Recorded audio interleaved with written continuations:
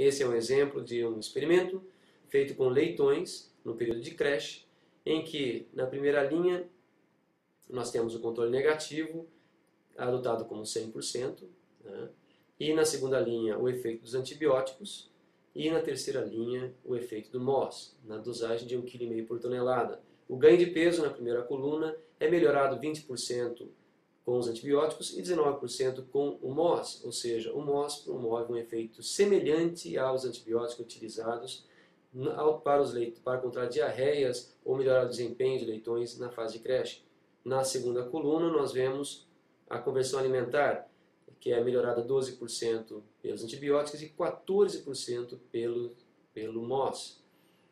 Da mesma maneira, o peso corporal aos 49 dias de idade é melhorado 11% pelos antibióticos e 10% pelo MOS. Ou seja, MOS promove um efeito melhorador de desempenho de leitões na fase de creche, muito semelhante ao utilizado por antibióticos.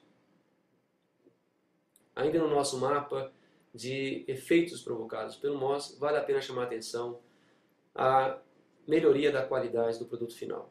A menor contaminação de carcaça e de ovos promove uma maior segurança alimentar, e é isso que está preocupando as empresas hoje em dia. A melhoria do produto final, o controle, o monitoramento da contaminação dos produtos finais de carne, de leite e de ovos com bactérias que possam ser nocivas à população humana está ficando cada vez mais rigoroso e as empresas estão prestando atenção nisso. Portanto, o uso de produtos como o MOS, que possam melhorar a qualidade do produto final, diminuindo a contaminação com salmonela e outros possíveis patógenos, traz vantagens significativas.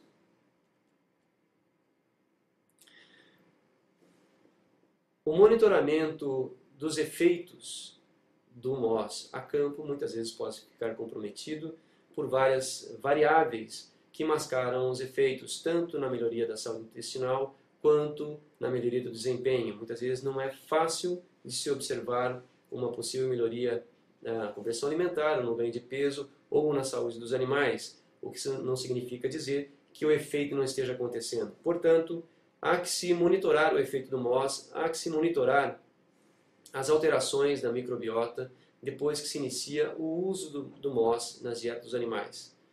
Portanto, o conceito desse monitoramento é comparar os parâmetros, alguns parâmetros da microbiota intestinal antes e durante, ou antes e depois do uso do MOS na dieta. Os parâmetros podem ser medidos na digesta dos animais, ou em fezes ou excretas secas e frescas, ou até mesmo em amostras de cama. À medida que os animais vão consumindo MOS, o que nós esperamos é uma redução na quantidade de bactérias gram-negativas presentes nessas amostras e também uma redução na patogenicidade das bactérias gram-negativas que permanecem na luz intestinal. Temos aqui um exemplo de um resultado de campo em que foi medida a aglutinação de bactérias Escherichia coli com MOS. Ou seja, se a bactéria é aglutinada, significa que ela tem fimbriose do tipo 1 e significa que ela tem uma maior patogenicidade. Então, nesse caso aqui, nós temos resultados de uma granja com 10 aviários, 5 dos quais não havia MOS na dieta das aves, e nos outros 5 havia uma dosagem de 1 kg por tonelada de MOS. Depois de um período de 5 semanas, nós observamos que de cada 10 cepas isoladas, 10 cepas de Escherichia coli isoladas de cada aviário desse, por exemplo, no aviário 1 sem MOS, de cada 10 cepas isoladas, 6 tiveram um resultado positivo de aglutinação com MOS. Ou seja, 6 delas apresentavam fimbriose do tipo 1. No segundo aviário, 10 entre 10. No terceiro aviário, 9 entre 10. E assim por diante, de tal forma que, na média, 86% das cepas de Escherichia coli isoladas dos aviários onde não havia MOS na dieta, 86% delas apresentavam fimbriose do tipo 1 e foram aglutinadas pelo MOS em laboratório. Diferentemente, o que aconteceu nos outros aviários onde as aves já eram alimentadas com MOS na dieta, apenas 44% das cepas foram aglutinadas com MOS.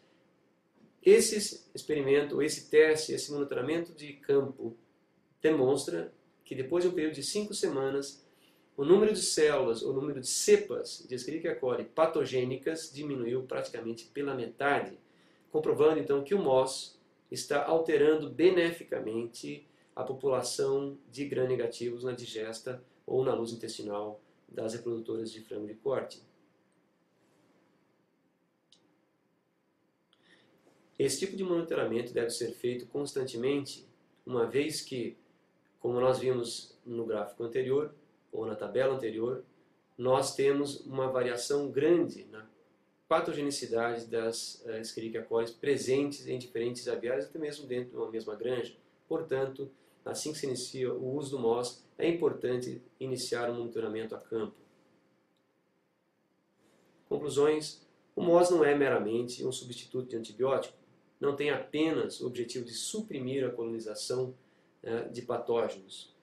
O MOS, de fato, reduz a patogenicidade de bactérias gram-negativas presentes na microbiota intestinal.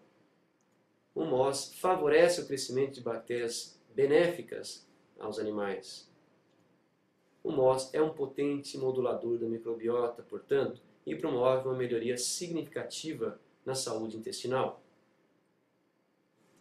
Há diferenças significativas na microbiota intestinal nas aves de diferentes galpões, mesmo sendo eles da mesma granja. Muito obrigado.